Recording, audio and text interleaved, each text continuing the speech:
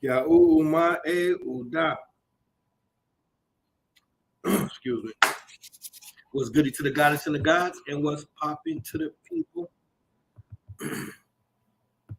My fault. Like we always do about this time, I had some running in the background. Turn that off. So as usual, I give y'all time to do what you do while I do what I do.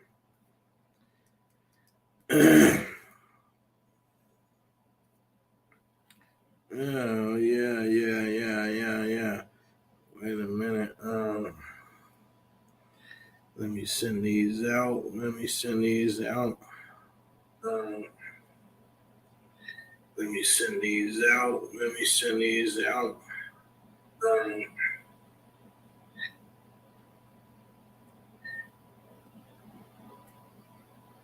me send these out. Let's get it popping. Y'all to the family. Y'all see me in here doing my thing. Give me 1 second. And we're going to get to the good stuff.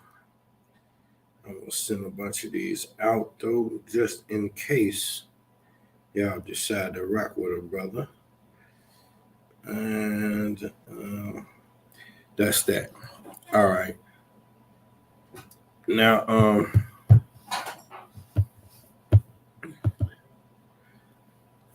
Yahoo, my. All right. Oh shit! What did I just do? Okay, I got rid of the comment section. Hey, hold on now. Let me get my ticker down there. Y'all gonna stop looking at my ticker and don't tick. I'm the only channel in America. Y'all look at my little thing at the bottom and don't pay no attention. And I'm the hottest. I don't care about the numbers. It ain't nobody on the internet kicking heavier information than me. Period. I try anybody, and you go get anybody who's your favorite scholar on the internet and put their catalog up against mine and see what happens. Try that. We cooking over here. We super cooking. We the greatest undiscovered. You know? So, wait a minute. Let's get this. Did I even pull the flyer out? I didn't, did I? Let me see something real quick. Oh, I didn't even do that. Let me see if it's gonna let me. Let me see if it's gonna let me real quick. Hold on, y'all. Let me see. Can I get away with it? Can I get away with it? Nope. I uploaded the flyer. I don't know what happened to it. It ain't showing your face or your name. Whoever threw the black fist up, Yahoo, baby. Whoever that is, welcome. So I want y'all. What the hell happened to my flyer? My flyer is popping. I don't even know how to get it up. Oh, this say video clip. This say, I bet you right here. Bow. Images. Nope. Y'all gonna have me mess up everything. I don't know why I can't. It's supposed to be. Wait, let me see. Is it up in here somewhere? You know what? I give up. All right. I don't know where it's at. Oh, here you go, right here. Duh, my fault, y'all. Right here. Bow.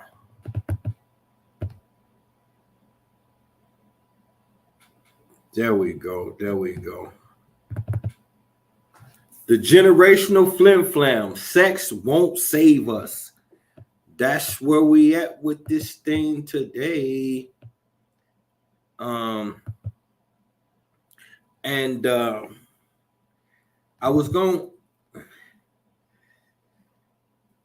forgot the time market. And so I wanted to play this Charleston White clip that brought me to this space mentally. But I ain't exactly sure where in his interview it's at. I believe it's in the front, but I'm not positive. But he had he made a statement, and it hit me kind of hard. So we're gonna deal with that and break that down real heavy. First and foremost, though, take that. You see your boy P took that back in the headlines, and they finna get Joe Camel ugly ass too. Joe Camel next. You know, Cameron called Jay-Z Joe Camel. Maybe I should be quiet. He shot Jay-Z. He shot Cameron Lambo up after that. So, Jay, if you watching, you do not look like a camel. Matter of fact, I used to be your #1 fan. Before I found out you like to rape underage women and drink blood and shit, allegedly. So, you know, we had that whole fallout thing. But, so Meek is getting thrown into the pot now. Now they got Meek Mill in the pot. Here's what's crazy. No matter how much stuff I predict before they tell y'all still don't give me my props. We can go back 3-4 months ago. I broke Meek Mills down in his entirety. I told y'all what he was about. And I did this dope lecture called, I thought about the name earlier. I said something is really wrong with me mentally. I did a lecture called The Zesty Male Thought Massacre. Don't ask. I don't know. I don't know why I did that. Well, I know why I did it, but I don't know where the hell I got the name from. But the lecture was dope. It was called The Zesty Male Thought Massacre. But I knew when we called Meek Mill bunny hopping on the tennis court, I knew what that was all about, and I told y'all that. But you don't believe me. So now him and your boy Puff got on matching outfits.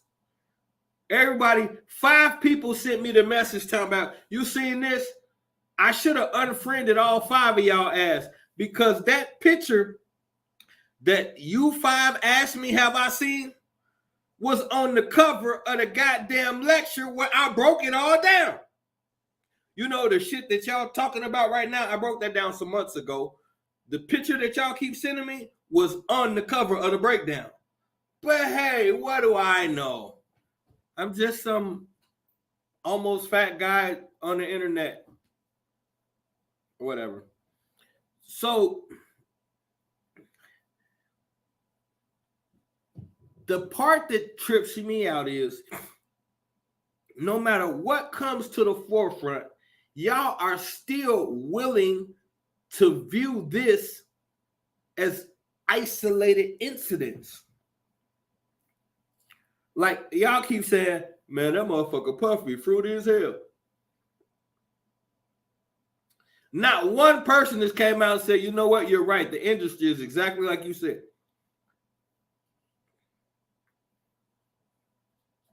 Okay.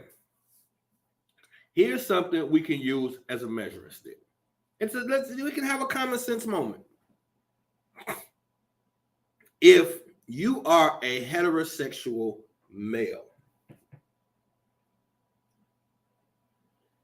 there is nothing saying that you can't per se have a friend that's homosexual.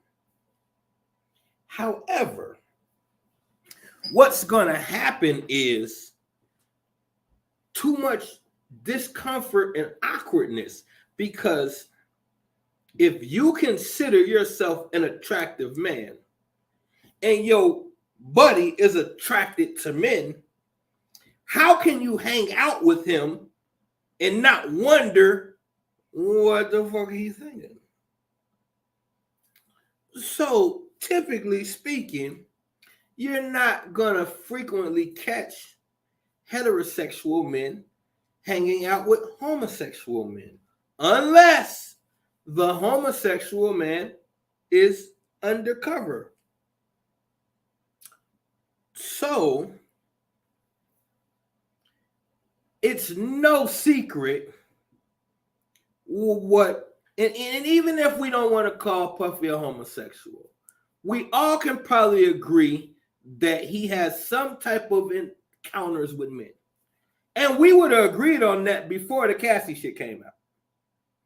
So then if that's the case, You have to ask yourself, how are all of these men, and these are men who are well off, have the finest of everything, and are considered the shit in their prospective circles.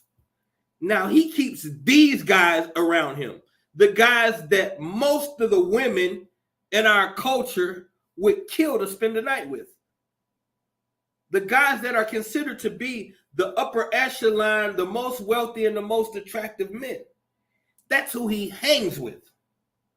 And we're supposed to believe that he's not attracted to any of them. And flipped it on the other side. I'm supposed to believe that the people who hang out with him and put arms around him and shit, why put your arm around a man who is rumored to be homosexual? Wouldn't, if you are heterosexual, then it's awkward touching another man who likes men knowingly. And y'all can call us whatever you want to. I'm not here to please anybody. I'm here to tell my truth. You know, this is my truth. So my point is, it's one thing to get invited to a puffy party. Hey, it's the biggest shindig in town. I'm an A-lister. I'll go. But it's another thing to show up at his birthday party with him with matching outfits on.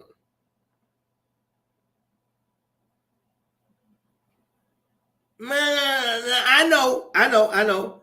Right now, y'all got like 4 or 5 things at the top of your mind that you could spit out that sound stupid as fuck, but in your mind it's logical why 2 grown millionaires would dress alike. And I'm going to say to all the stuff that you were about to say, but I haven't heard yet.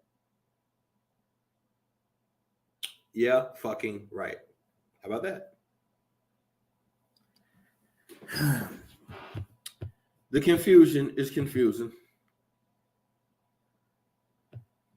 Little old me, hold on, Queen. Let me check and see.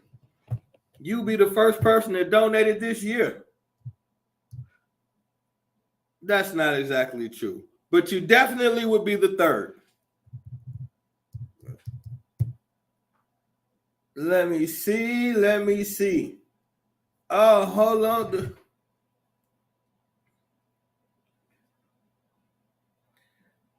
Okay.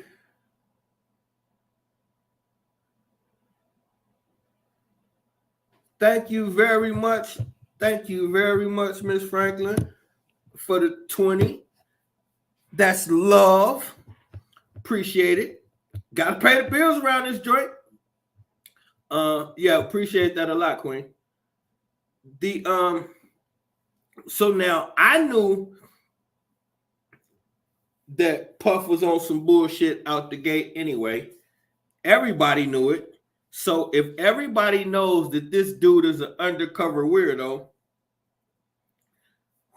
how do you hang out, party with him, and all this type of shit? Or I got a better question. If you're Jay-Z and you're in the middle of performing, and the performance is going so well that you decide, hey, I'm going to bring out some of the guys in the industry that I rock with. So you calling out different people, and they coming on to the stage. And the next thing you know, Puffy runs out and runs up on Jay-Z and smack that ass a couple times.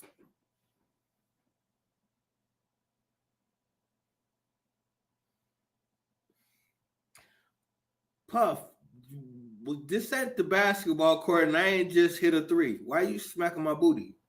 Why are you fondling my butt cheeks on stage? See, this is the shit that we just see and we just keep it moving. No, Puffy, you do not have the right to fondle Jay in front of people publicly. But then again, obviously you do, because Jay said nothing. So, Meek, My guess is you got involved with this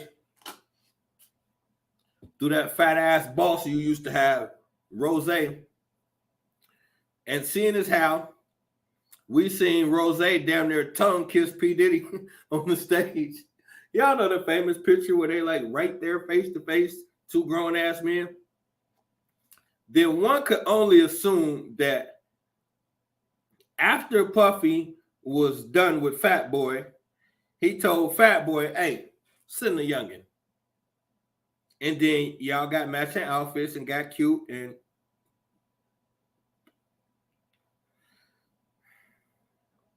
I need one of those things where when I'm getting ready to say something I shouldn't, I could just hit it and it take over the screen and then come back and I'll be normal. I don't know. Never mind. I just don't know.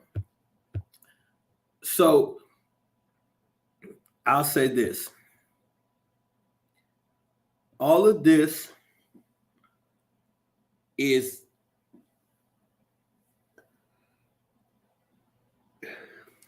only possible because of the title of the show. And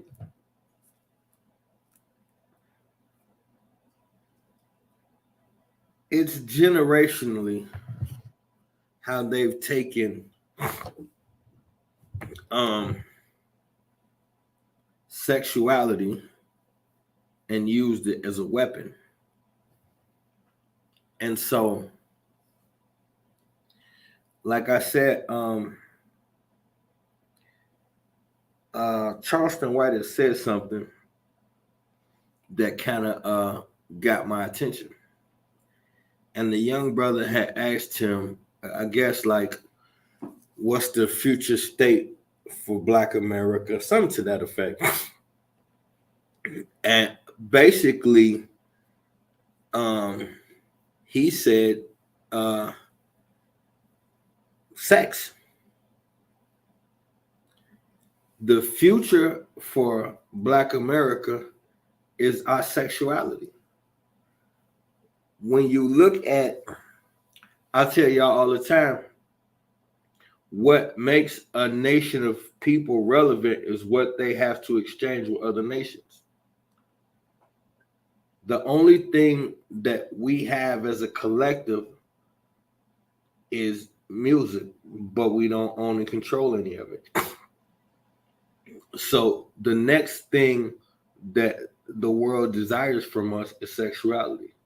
The Black man is statistically the most attractive man on the planet. And statistically, the Black woman is the sexiest woman on the planet, statistically speaking. So you can go all the way back to the plantation and see one of our primary purposes was just breeding. And through all of the rape and atrocities and sexual proclivities and all the deviant shit throughout the centuries, it has rewired us to behave in similar manners. So this is why,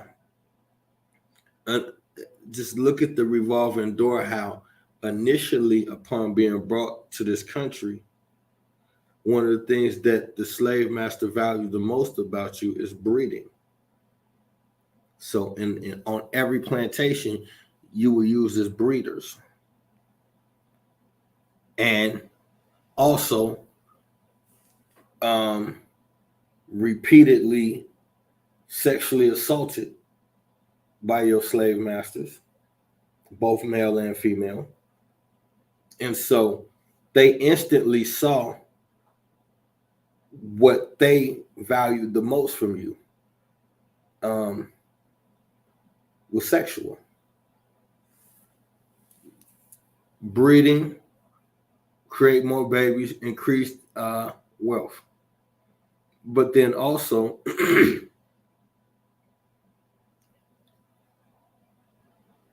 the people who at once idolized you now have total control over you.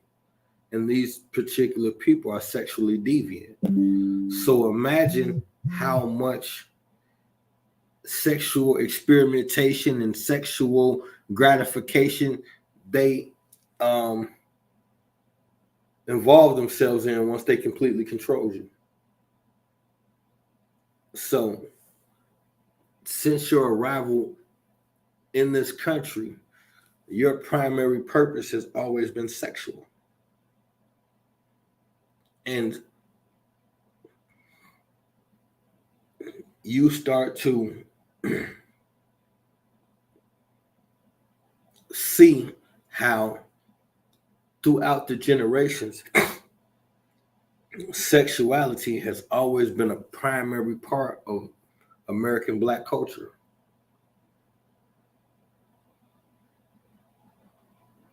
Now, when you take it back to, they say the oldest profession is prostitution. And then we've already broken down that prostitution started on the trip back here.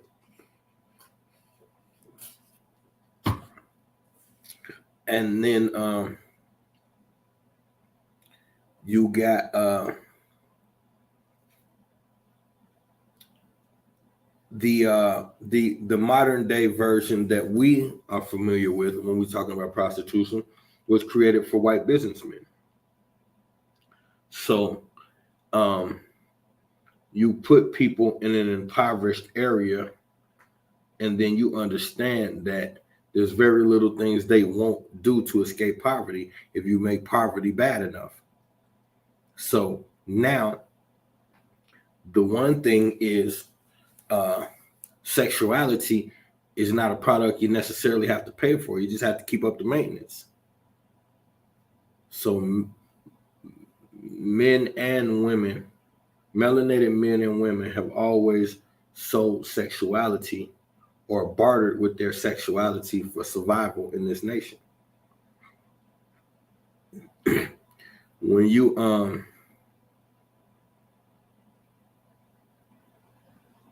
look at a lot of those 70s movies where Shaft and them got their shirt off, where they doing love scenes and shit like that, what we got to understand is on a large percentile, there's a homosexual director over there working the camera, watching this big buff black man do his scene.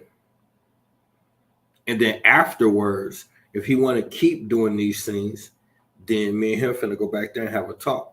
That's how this white guy thinking, because there's so much poverty is the issue, and it gets dangled right in front of you into where moralistically the lines get blurred.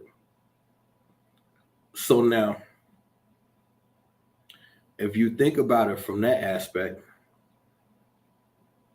there's always been a setup to make sure that you understand that your value is in serving or being sexual servants.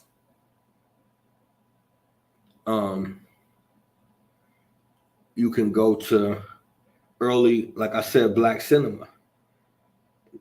They keep the women half naked.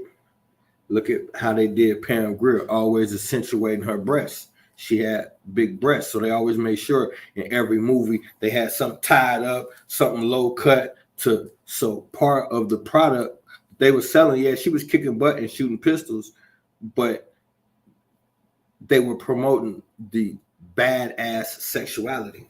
So it was a package deal. They weren't giving you one without the other. Yeah, they was giving you a woman who didn't take no mess and stood up for herself.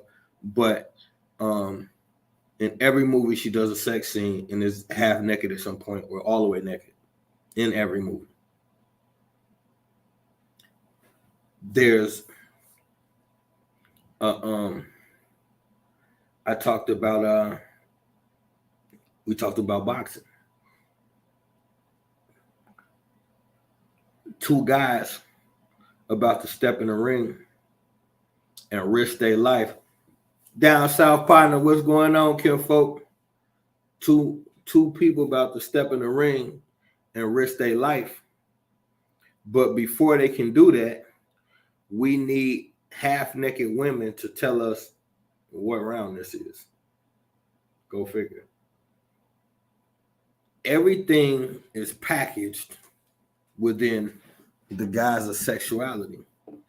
And so that leads me to what Charleston White said. We don't collectively, at this point, we don't have anything else that they value. They have completely taken over everything that defines us.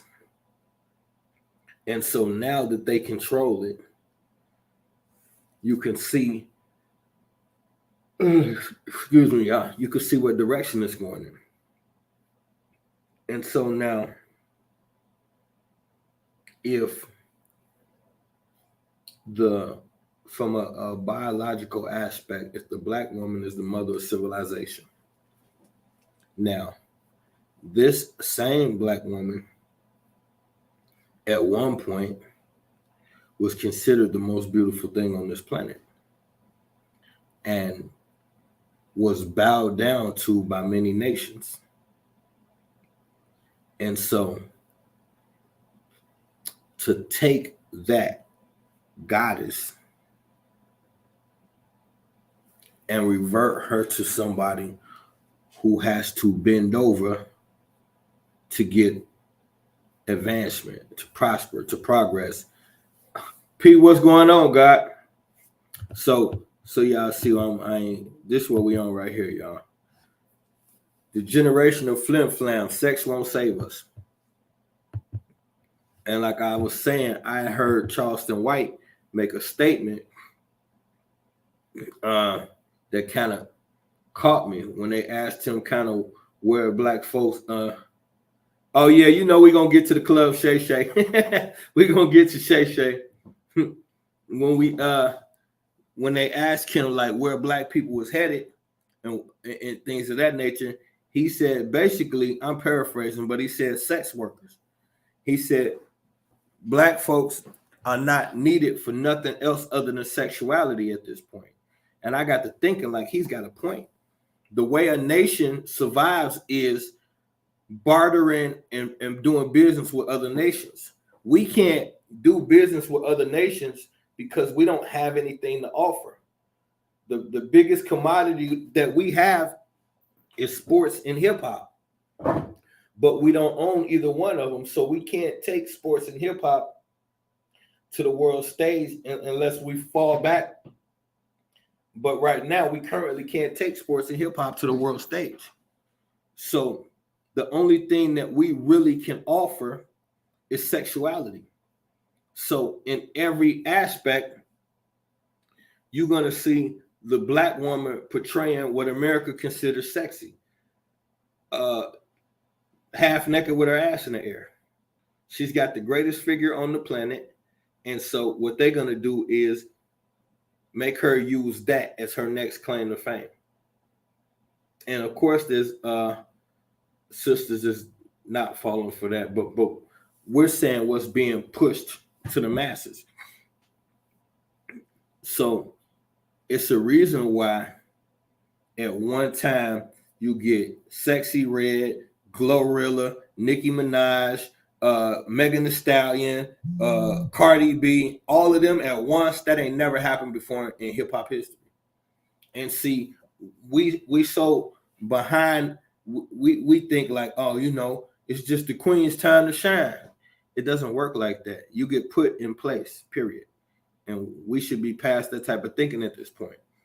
Now, since the only thing we have to offer is sexuality, it gets tricky simply because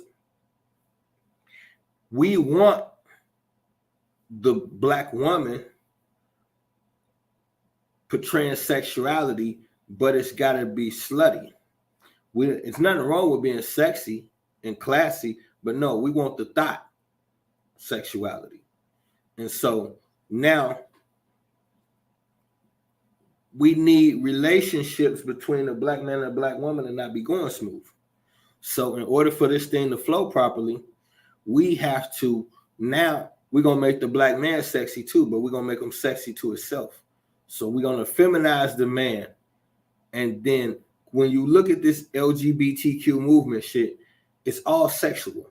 They're telling you they're fighting for their rights and all of this, but if you know anything about Pride Month and all that shit, it's a big outside orgy. And so how come, if this is just merely about your identity, how come everything is sexual and butt naked and all of these, it's just huge sexual energy when you're dealing with that movement? But they're telling you it's about rights and freedom. And so then you can notice a pattern. Like, okay, now it's the men. Now we get into an era where it's coming out that men are raping men. What the fuck? If you had told us that when we was growing up, it wouldn't even make sense. What do you mean, men raping men? How do men rape men? And men are using manipulation to be able to have sex with other men. We always grew up hearing about it being done to women. But there's an energy being pushed. In order for us to properly sexualize the black woman, we have to make her not get along with the black man. Because if the black man in her corner, he's going to tell her, no, this ain't right. So we take him out of the leadership role and we put the woman in a leadership role by steady pushing the fact that she makes the most money, keep us in jail, keep her out working with the system. So then they can filter in through, okay, which one of the sisters we could work with. When you look at, we'll say Sexy Red, for instance, outwardly, she talking about her butthole and all this old nasty ratchet shit, but then behind closed doors, she play piano and do all kind of other shit. Why is that the common story we keep hearing? That a lot of these people who appear to be super ratchet and lawless went to college and got all these hidden talents.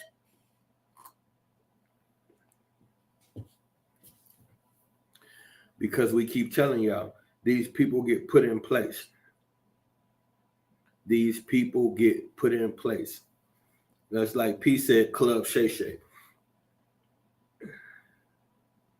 How we let that one pass us? How we around here calling a grown-ass man Shay Shay? And this is debatable. It's debatable if you should call a grown man Shay Shay. And Ocho Cinco, shut the fuck up. I just know. So who the fuck, like, shut up. The fuck is you talking about? You finna start checking people and get him to, look, he's a fucking weirdo. How the fuck you gonna come on the front line and defend this nigga in these tight ass clothes? Fuck you too. Who the fuck is you? That man clothes too tight. Don't defend him. Tell him take that shit off. The fuck you got smoke with us for? Because this nigga don't know how to dress. You sound crazy. These people is crazy. And Antonio Brown, like, I don't know. You're weird as shit, but shit. Yeah, he shouldn't have had it on, I guess. This shit is it's going too far. We know what we see when we see it. And we're in a world where we play this game now where it's all about this. We want to be so real that we miss shit. Like if I don't got no evidence, I'm just not going. Sometimes the evidence is your motherfucking eyeballs. Now, if you can't trust what the fuck you see, go to the eye doctor. But stop telling intelligent people we don't see what the fuck we see. We see that man with them tight ass clothes on. Every day. He got on some butt huggers and all what we see this. Who is he doing it for? We see him at the front row with the little sweet boy. Talking about this is a hairdresser. Nigga, you ain't got no hair. We see it. Get your ass on out the closet and hold this nigga hand or something. We know he the one dressing you in these fucking Incredible Hulk ass clothes. Y'all motherfuckers is crazy. Ain't no way in hell me and down south, we about to go outside and parlay. Down south come out, both of us two big niggas. Down south better not come out no motherfucking skinny jeans, bro. That's gonna be the beginning and the end of our motherfucking friendship. Cause he probably gonna shoot me after I say the shit I'm finna say. Down south look like he probably shoot first and talk to you later. He gonna air my little ass out because I ain't going. You not gonna be out in the public with the general with them bitches on, Jack. It's a no-fly zone, man. We finna stop acting like we don't see what we see. This year, I'm not doing that shit. You need to have some evidence. Motherfucker, if you can't see right what's in front of us, some shit ain't worth the research, goddammit. We got, it's only 24 hours in a day. I ain't gonna spend 2-3 of them doing some shit I already know better. Here's the thing. They set you up with all of these weird ass thought processes talking about people got the right to do what they want to do. Use a motherfucking lie. People don't got the right to do what they want to do. And y'all should stop saying that stupid shit. Because if people got the right to do what they want to do, if I walk up and smack snot out your motherfucking ass, it shouldn't be no problem. Because you're going to ask me, fuck is wrong with you? And I'm going to say, you said people got the right to do what they want to do, motherfucker.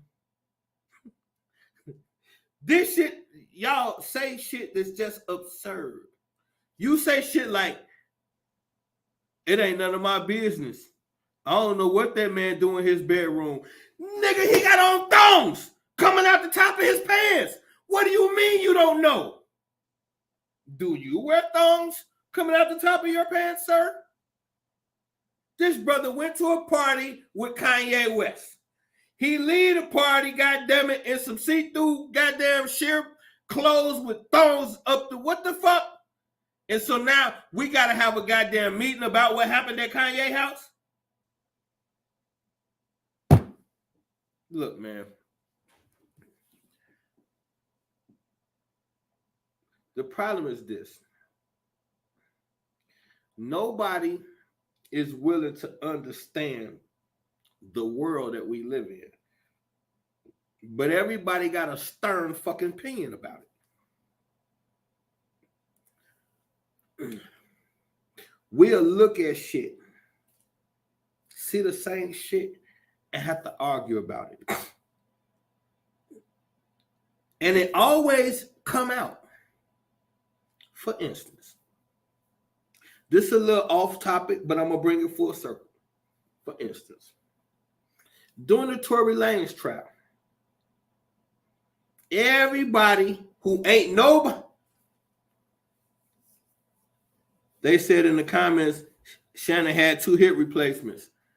And I know, and I read the comments, and somebody right after that said, what the fuck his hips got to do with them tight ass clothes? And I agree with whoever said that. Fucking, if you had a hip replacement, you should be wearing something loose, nigga. The last thing I want to do is be rubbing that bum hip up against this tight ass fabric, nigga. You should have on some MC Hammer pants, bitch. I don't want to hear it. But check this out though. So like with the Tory Lanez shit, nobody actually seen the footage. But because Megan Thee Stallion big as hell and Tory Lanez ain't popping as hard, most of America he did it. I even seen rap niggas who I respect talking about, man, you don't get no points for shooting a girl, man. That's some sucking shit. Shut the fuck up. Myself and people with much bigger channels than me took to the internet because this is what we do. We hear the bullshit. We see through it, and then we take to our people. My group ain't that big, but I brought it to my group probably first. And I broke down the Tory Lanez thing. I said, what happened? I took the videos and I showed them. It's 2 videos. I showed both videos right here on this channel. What videos did I show? It showed Tory Lanez getting in front of the motherfucking camera, setting up his camera, big ass jewelry on and shit, big ass shit all over the place, big rings and shit, and he was fired up. He said, I did it. I cracked the code. I cracked this shit. It's over. Crack what? He said, I figured out how to fuck these record companies. You ain't got to go to no label. This how you do it. Now, a lot of people don't know Rockefeller had just tried to sign him and he shot him down. Why'd he shoot him down? Because he got smart. He figured out the NFT hustle and how to incorporate it with the music. So he came out with an album and he charged $1 per CD. He sold 1 million of them. That just circumvented the record companies, distribution company, everything. Do you know how much money? Listen to me. This man took his project. Now, this is an artist. This is an artist that's not one of the biggest artists. He's not that big of an artist. And somebody who is a mediocre artist. Now, he has talent. I think he's lyrical. I think he can rap. But I'm saying where he was positioned at in the game, he was mediocre. So now, this mediocre artist drop a project, sell it for $1 and sell 1 million copies. The reason why white people run the music industry is because of marketing and distribution. They can get your music in every household all over America. But if Tory Lanez, a mediocre artist, can sell his CD for $1, what do you think somebody like Dirk could do? What about T.I.? What about some of these guys with huge names? What if they sold their CD for $1? Do you know how many copies T.I. would sell if he went solo and sold his projects for $1? Any of these NBA young boy, any of these up and coming dudes that's hot, had to took Tory Lanez's advice and said, you know what? It's crazy because I just fulfilled my obligation with the record label this year. I don't owe them another album. I'm gonna try what Tory Lanez said, and then they be the next person to come back like, "Hey, that shit Tory Lanez said, yo, I sold my shit for $1, bro. I just sold 5 million copies." One rapper who is mediocre figured out what we couldn't figure out for 48 years of hip hop: how to get the white boy out of our business and do it alone. Y'all thought they was gonna allow that? Now, if he had said nothing and just did it, maybe. But he went live and said, fuck them record companies. I'm going to show y'all how to get this money without them. After recently turning down Jay, you said that live? And then he got on big ass pieces of jewelry like that real shit. We're talking about the record. We're talking about this man is literally a fucking, this nigga's name should be a part of Black history. This man just did something Dr. King wouldn't do for you. Tory Lanez is more important, or he could have been more important to Black history than Dr. King. We talking about one of the most revolutionary motherfuckers to ever hit hip hop, and you don't give a fuck about him. You worried about the Bigfoot bitch. the majority of the madness you see in our community is coming from rap music. Tory Lanez showed us how to take our culture back from white people to where they wouldn't have no more say. We be saying the reason why the music is so fucked up is because they won't put anything else out. If we had to listen to Tory Lanez, it wouldn't have mattered what they put out because we wouldn't be doing business with them no more. Everybody would have took their shit, dropped it in an NFT and sold it for $1. The whole industry could have did that shit and it wouldn't be no more rap industry. He been gone for like 2 years. If the rap industry had to follow his lead for 2 years, he'd be free right now and the game would be over. This man just did more than Dr. King did for you and you don't even give a fuck about it. Instead, you sided with old Bigfoot ass Megan. And what's the point to this whole rant? Because it's coming out now. I've been seeing it for like the last couple of weeks, but I seen another one today where it says Tory didn't do the shooting. He finna come home.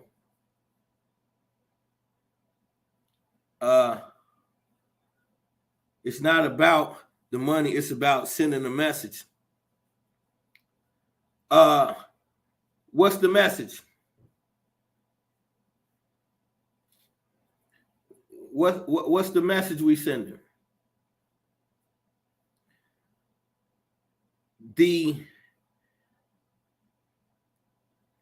If we had to follow the blueprint that he laid out, we could have took our culture back. But because we frequently be so much on the wrong side of information, we frequently side with the wrong individuals. So now, why did we side with Megan over Tory? Because she is packaged as the thing that most black men want to have sex with. That's the look, the butt, the attitude, the long flowing weave, the whole package. That's the hood beauty 101 package. So it was so many people siding with her, males, just because psychologically they think she's sexy as fuck. Nobody really was trying to see if Tory was telling the truth or not. He going up against Jay-Z, and Jay-Z #1 artist at the time. So it pretty much, it's a done deal. That's what it is. So it was sexuality that had us side with Megan and say fuck Tory.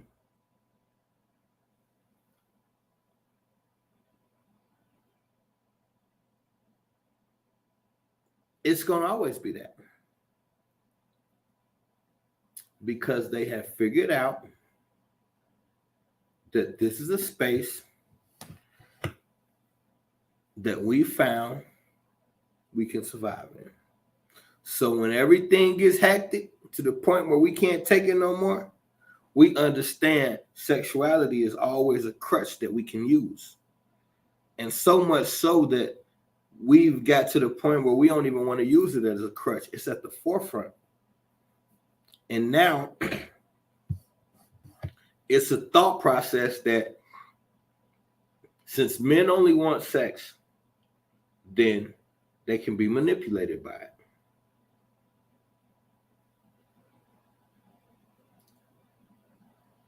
But it was a different dynamic because women have always used sexuality to entice men. It's second nature. But in the past, that sexuality was used to entice the man that she desired. Not always, but for the most part. But now, they have placed a wedge to where you no longer desire each other. So now when she uses that sexuality, it's for what they call now finessing. And we should have known society was dangerous when finessing became a thing. That became the popular thing. I forgot to I wanted to put up this I'm gonna post it tomorrow so y'all see it. I keep forgetting. This Erykah Badu picture. She just did a show with she just did a show with somebody. And she got on the pants leg, damn near like some chaps with her booty cheeks out. And it's like, at the point where Erykah Badu started getting naked, we should have knew we was in trouble. We should have knew we was in trouble when a woman that spiritually in tune and that soulful start just doing random naked videos. What's the one video she did completely naked walking down the street? And it was something like talking about her pain and all that type of shit. And then she went viral and everybody was shook up. Now she wear witch warlock hats and shit like that and be half naked all the time. But she looked like the Papa Shango. She's embodying that energy. Now, I also seen her recently take a picture with her daughter, and they both got on super tight pants showing their butt. I didn't like that. Because what's happening is they give their children away to the industry, which means you're going to over-sexualize that child at an early age. You're going to use I was waiting for Miss Buffy Black to come in here because she had said something, and I ain't want to spoil her thought, but that sex magic, that Aleister Crowley sex magic, we don't understand that that's a real thing. So, like, we always talk about everything is energy. Okay, the biggest energy exchange that you can have is during sex. So you produce the most energy during sexual intercourse and sexual activities. That is why people can be manipulated to doing so many different things during sex, because it's so much free-flowing energy to an extent it's almost could be too much to handle. So you'll damn near say yes to whatever your partner talking about because you're so now this has been used ritualistically for thousands of years. So you can even at the height of a climax, you can switch dimensions. At the height of a climax, your thoughts can be stolen. It's like right there at the height of your climax, there's so much ritualistic things that could be done to you. It's ridiculous. Now, you have people that actually study this. You can read books and documentations on sex magic. And so what happens is it has become a safe space for us because it's the one space we know we can win at. So when all else fails, we turn on the sexuality. And hold on. All right, you gotta get the weirdos out of here. I knew he was finna do some weirdo shit because he ain't like, I said some shit about that white boy. He ain't like that. Oh yeah, I said I was gonna play it tonight. I completely forgot. Then it might be. Is it too late? I should have played the. Let me see if it's a way I could do it. I think it might be too late. Yeah, did y'all leave? Okay, y'all still there. Let me see something real quick. I hope I don't leave y'all. I'm finna see if I can get this song real quick. It's in my. Is it in my Dropbox? It is in my Dropbox, which means it's here. which means it should be here. Hold on, y'all. I might have what you looking for. Let me see something real quick. Let me see if I could put what's that? Nope. How do I get it in? Hold on 1 second, y'all. Maybe not. I should be able to bring it in. Y'all know I be forgetting how to do shit. Oh, wait a minute. Let me see if I can do it right here. Right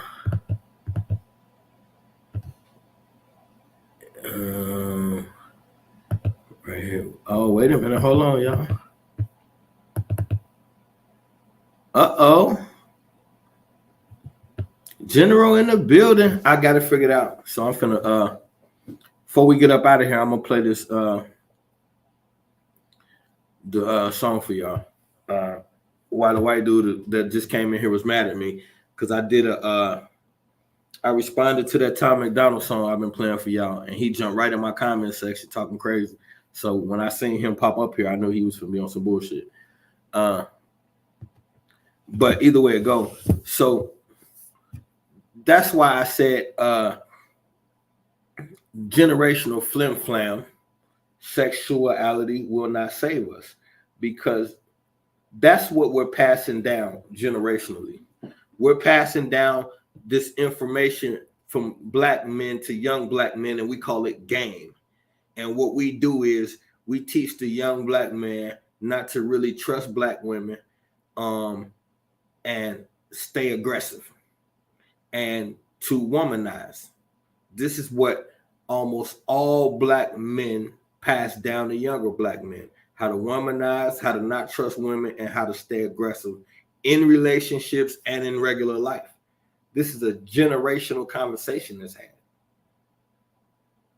And so you can see on the flip side, the women telling them, the daughters, don't depend on these niggas, don't trust these niggas, you know what I'm saying? Hold out on the sex, you know, don't be giving sex to men if they can't take care of you, if they don't got nothing for you. These are all things. So we basically teaching the young men to be pimps and the young women to be prostitutes, because when you could care less about the woman, you being aggressive and manipulative, and you only, this is pimp thoughts. For the woman, I can only give you the amount of time that you're worthy of and that you're willing to pay for. This is psychological prostitution. So we're raising young pimps and hoes under the guise of keeping it real. This is perpetuating what is going to be a sexual society, because we're not, no one's upholding sanctity of marriage. Nobody's talking about get to know a person first before sex. We basically pushing, how many songs tell you if she don't fuck on the first night, I'm getting rid of her? Okay, so how many times can young women hear these lyrics and start to realize, like, okay, I'm finna go hang out with him, but if I don't have sex with him, he ain't gonna like me, or he ain't gonna stay with me. I mean, like, it doesn't take a rocket scientist to pick up on this. And the young man could not even have these intentions, but this thought process is perpetuating through our community so much that the young lady already feel like, okay, I'm gonna have to do this. Now, it might not even, the young man might not even be thinking like that. But then 9 times out of 10, he is thinking like, if she don't give me what I want, you know what I mean? I'm going to drop her off and call somebody else. This is acceptable behavior in our society. It's acceptable behavior to get turned down by a woman and then call up another one, because there's no value in relationships anymore. The value is in the sexual activities, not the relationships. So, like, we live in a confusing ass era where you'll walk into a after hours party, something like that. And every woman in there who has on pants, they pants is skin tight. Now, this is where fashion is at. But what this guarantees is that the first thing that will be noticed about you is your ass. And in today's mentality, that's what she wants. So now this is defeat. If we can remember an era where they was pushing this don't just use me for my body energy, and was making brothers take them on dates and actually care. How do we get to a space where she don't want to go on a date no more? She want to take you somewhere, and then they get to using our lingo like, shit, I just want to hit. Females talk to men like that now. So now there is no space in there. There's no room anymore for getting to know anything, getting to know each other. And as adults, you can do what you want to do. What we're talking about is what happened on a societal level where people no longer value anything other than sex. And we're not even talking about sex as much as we're talking about sexuality, the perpetuation of sex, the pushing of sexuality, not the actual doing it, but living in a society where we're not attracted to women who don't have on tight pants and short skirts. That doesn't attract us. And so now you're at the after hours place or wherever you at, and all men do is walk around the room looking at asses. And the women are getting dressed to have their asses looked at, which means, yeah, she's going to do her hair and makeup and all of that, but the thing that's pushed the most in our society is ass. So that's what she wants you to focus on. Now, this same woman will be on social media saying niggas ain't shit. And where the real men at?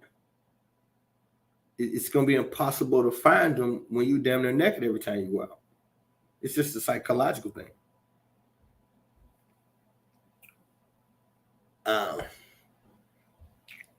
Men know money and trinkets make them sexy and attractive to women. So when you see men paying all this attention to details to their vehicle, yeah, men love cars, but that's also sexual because he understands what this vehicle does to women when they see it. You got a nice, real nice foreign car or some shit like that, you nice rims, nice all that. When you pick her up and the car smelling good and it's clean and it's on 26s and the TV on and the sound's banging, when she gets in that vehicle, she almost instantly knows she wants to have sex with you. Look how you just picked her up. It's very rare that women get picked up in the flyest vehicles and don't end up having sex with the man that picked them up. Because he did this for sexual reasons. He did this for the same reason you put them tight ass pants on.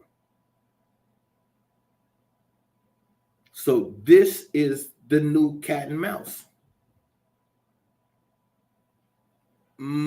But this is the energy that has birthed children for the last 30, 40 years. Well, see, now that's a problem. Because if everything is energy, then all the children are being made from lust, no love. So when you see how murder is so plentiful and the children and the youth, this generation is so detached and so willing to kill, it's because they were not conceived in love. So it's not running through their energy source. The source of energy is love. Love is not in there because they were not created through love. And they've never seen their mom and daddy together.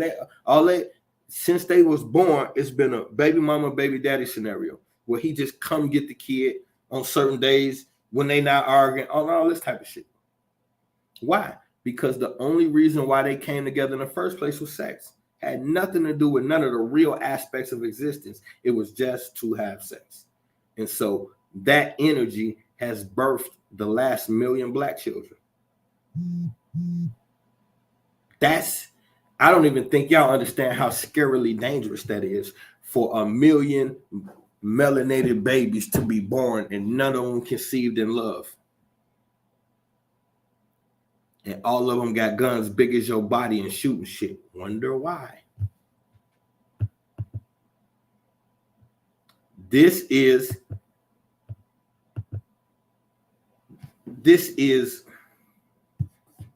once again a carefully calculated thing. Because now, if we know, we seen our grandparents be together for 40, 50 years and shit like that. Why? Because they met each other. They courted. They used to call it courting. They went out on date. My granny used to say, you courting any of them gals, boy, you courting them gals. Be careful when you courting them gals. They used to call it courting. And that means you had to go out to the movies with her. You had to go buy something to eat. You had to get her some gifts on Valentine's Day. You had to do these things. You had to hold hands at the park. You try to get a hug at the end of the night, maybe a little sugar. Have a race of babies that would hate the ladies. Yeah, absolutely. Absolutely. Now, that whole thing is dead. That whole energy where what they call it smitten. We smitten off of each other. Where you never seeing these new couples walk down the street with their baby and just can't stop looking at each other. When was the last time you seen a black couple outside just walking holding hands? Just walking holding hands. You're not seeing that no more. When you go to the park, you see white people. You don't see black folks, and I mean, unless you live in an all-black place. But for the most part, if your city integrated, when you go to the park, if they ain't playing basketball, you're not seeing black people just outside with the kids hanging out. When the last time you walked to the park and you seen a black family having a picnic? Ain't nobody playing those sports. They sitting down eating sandwiches and reading and some shit like that. Because none of these modern day relationships are conceived in love.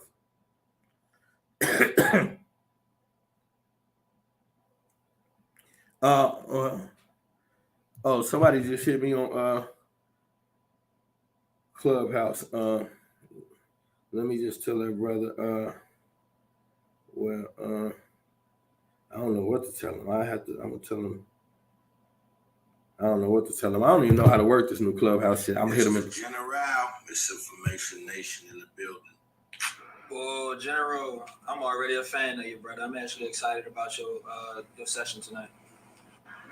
And also, brother, I wanted to finish we were talking about, because I actually want to know more about what you had discovered too in the last Clubhouse when we were debating about the Bible and stuff like that. So I'm very, very interested in learning a little bit more from you too, brother. Oh, that was dope. That was dope. I don't know if y'all heard that. That was dope. So they called me AD, what's up, God? Hey, they called me in this room. You know I'm the cleanup man down south. So they called me in this room, and there was a youngster in there, but he was holding his own. And we went at it for about an hour and a half, man. And then we fell back, but that was him right there. So that was dope. That's how I told people. I meet the most people through this information. You can hate it or love it, but the one thing, I'm gonna be thorough, and you're gonna have to come with your shit. I like preciseness. I don't like pin the tail on a donkey and all this trying to figure it out. Why we trying to figure out things that we could easily see? You would love to see what, God? Tell me what you're talking about. So, but back to what we were saying. I guess the only thing I'm trying to what you talking about? You want to see the conversation he was talking about, or what you mean, God? If you was talking about the conversation, he was just talking about we gonna be on Clubhouse as soon as I leave here. I leave here at 8. We'll be on Clubhouse by 8:30. What I do every week is I take the topic from here on Tuesdays, because for this from 6:30 to 8, it's mostly black people at the park with their family. Oh, hell yeah. But you don't really see it because we don't have a family setting no more. We got baby mamas and baby daddies. See, as soon as we fell for that, the family structure was over with, because our mamas and daddies and them had husbands and wives. No other era have you ever heard baby mama. When nobody in the 60s talking about that's my baby mama. 70s and 80s, and nobody had no baby mamas. Baby mamas didn't come to the 90s. You know why? Because they came right after the crack. The crack era is the birth of baby mamas. Before that, everything was about getting a girl. All of our shows growing up and all of that, everything was about getting the girl, doing what you had to do to get the girl. It wasn't this old macho, fuck her, I'm the man, all that. No, it was about getting the girl, doing what you had to do to make sure she was good. Now, the problem is the cycle is so messed up that it's dangerous to have that mentality now because of this finesse thing. So you could be in that good guy role trying to do the right thing, and you'll get viewed as some type of sucker pushover, and then now you got to deal with that aspect. It ain't no more. You just can't be thorough no more in certain areas. And it's not going to be no one little thing that's going to fix that. We got to get that energy back. And the way we get it back is to control our own sexuality. Stop. Okay, bet. Yeah, we as soon as we leave here, we're going to Clubhouse. We'll be there at 8:30. We got to get that energy back. And we got to stop letting them determine what we do sexually. So, like, for instance, when you see, like, go to them Tubi movies, every last one of them can't wait to show you a naked black woman. Now, it is what it is, but that's a thing where we understand bartering the flesh of our women or get us accolades. So, like the film producer, he got an ideal. I want to shoot a movie. I want to tell a story about the hood. But he understands in order to really keep the men's attention, he's going to have several sex scenes. In every last one of them Tubi movies that I've seen, it's like B porn damn near.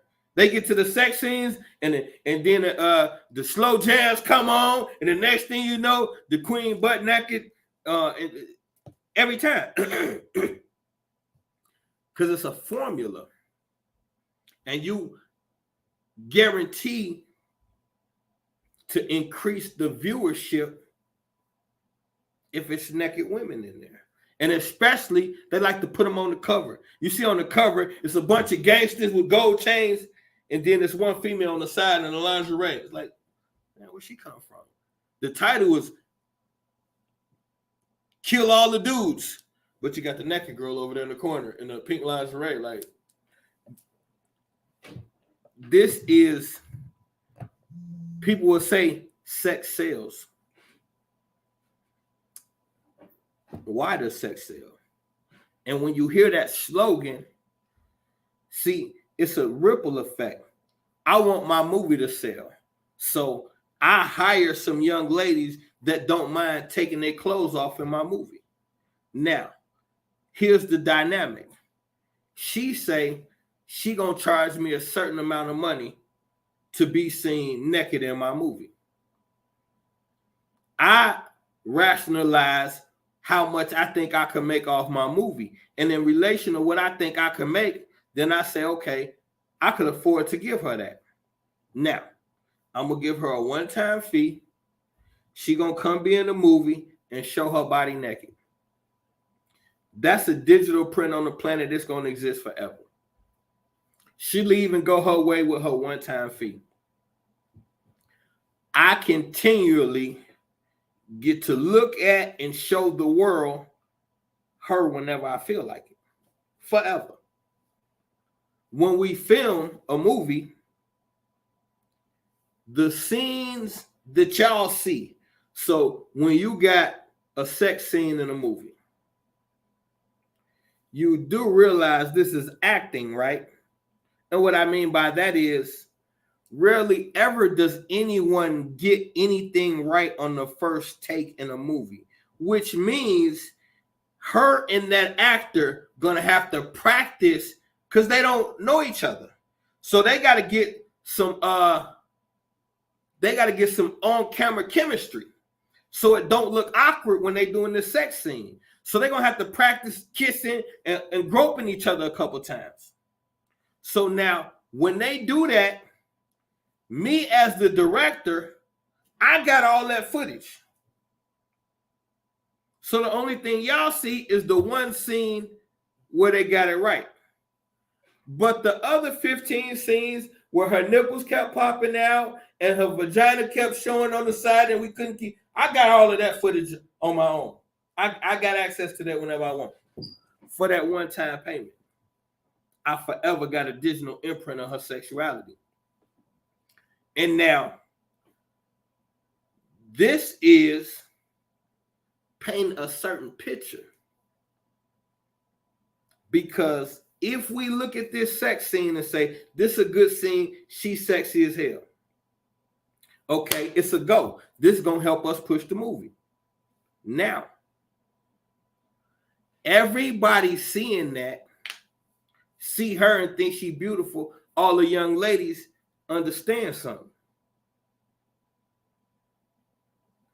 This sexuality put her in that space. So if I could do the same or better, it'll put me in that space. So it's a generational revolving door of women watching other women use sexuality to prosper in situations that's male dominated. But the one thing that male domination can never resist is sexuality. So no matter how male dominated the environment is, some good old feminine sexuality usually can get through. And men know that and resent that, so then they get as much out of this moment as possible. She might do the first 3 scenes perfect. Motherfucker gonna call cut anyway. Like I just, I don't want to sound like a pig or anything, but we just not getting enough butt in this scene.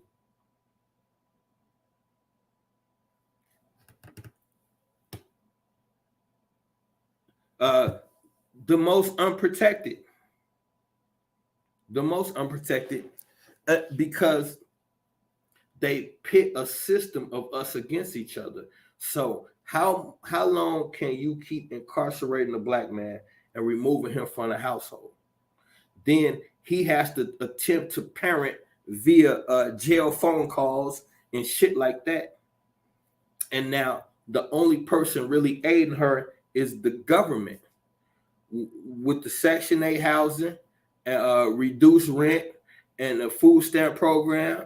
And you can get diapers and WIC. See, all of these things is the thing that the daddy supposed to help with. But the state got him. So the state come in and play daddy for those years while he gone. Then when he come home, you got that Section 8 housing that says he can't live there or they're going to take your reduced rent. So he can't come back to the house.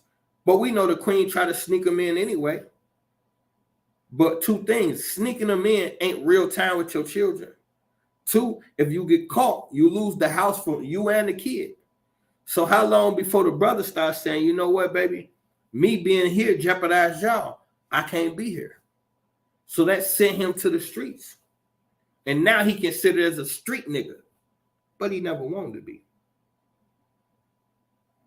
This is where we at with it.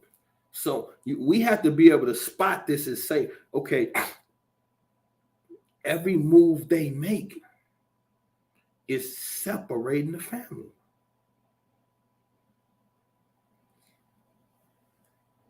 And the biggest thing is the societal setup. you have the woman going to work for 8 hours a day. And the man, if he go to work, he works in a completely separate world from her. But a lot of times we know our brothers be hustling. So they really in two separate worlds because she work and he hustle. They're gonna make their schedule fit, but they're on different schedules. How's the child suffer from that? He don't see his daddy regularly because daddy don't live there. Mama work all them hours, gotta pick him up, get dinner, pick him up for practice, get dinner together, get him ready for bed, and then she got enough time to probably smoke and have a sip before she got to get ready for bed. So they set up a system where the men and women no longer need each other, and the children can no longer really get comfortable with parenting. Because most of our children never seen a two-parent household. So if you never seen a two-parent household, do you understand that all the television programming, education, and music is geared towards you never seeing a two-parent household? So all the music is rebel music, which identifies with broken children from broken homes, because you need to survive as a young child coming from a broken home. You need a little bit of pride, a little false bravado. That's where the fuck the world and I don't need nobody and shit. I'm dolo, YOLO, you only live once. All of these little slogans that indicate I'm alone. But saying that sounds too weak and corny to say I'm alone in this world. So you have to come up with clever ways to say it.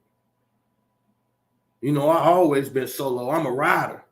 It's fuck a bitch, get money. I don't need these niggas. I got my own. All of these things. We keep reminding each other that we don't need each other and we don't love each other. And they're monetizing that. So black hate is monetizable. We need to understand that. Black hate is monetizable. So they took racism and learned how to get paid off of it. And it kind of ran its course. So now the new thing is black hate. Now they monetize that. And you can turn on any social media at any given moment and see black women telling you how inadequate black men are, or vice versa. But here's how you know it's phony. Because no matter how much bullshit we talk about each other, we still keep spitting out black babies.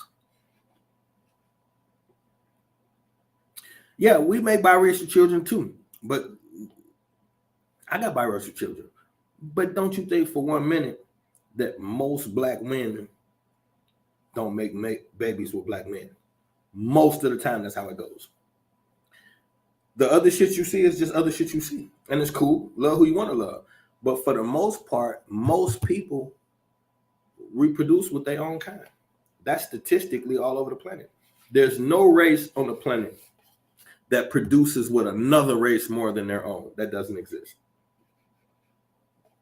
Nowhere on the planet.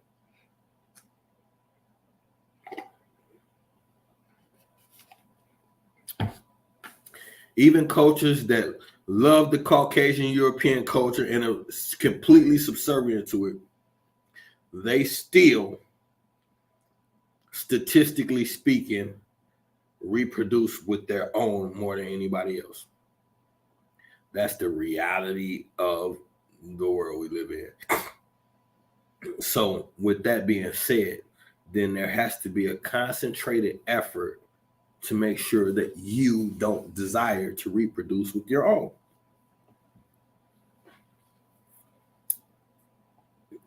You will see every once in a while, they'll throw an Asian lady in with a black guy. And every once in a while, they'll throw an Hispanic woman in with a black guy. But the thing that you see most as far as integrated races on television is it used to be black men with white women. Now it's white men with black women. That's an agenda. And we just got to get better at spotting the agendas. Because sex won't save us. It's the generational flim, baby. All right, so, man, that was, it is what it is. We on our way to Clubhouse, so y'all know what time it is. I'll catch y'all over there at 8:30, and then I have probably some more clips but it's gonna be a heavy room tonight. We might be all over the place, so make sure y'all come tap in. It's gonna be a good one tonight on Clubhouse. And that's that with that. So knowledge is the only real power. Information is the only real currency. But the combination of both is the route to divinity. I love y'all. I'm gone.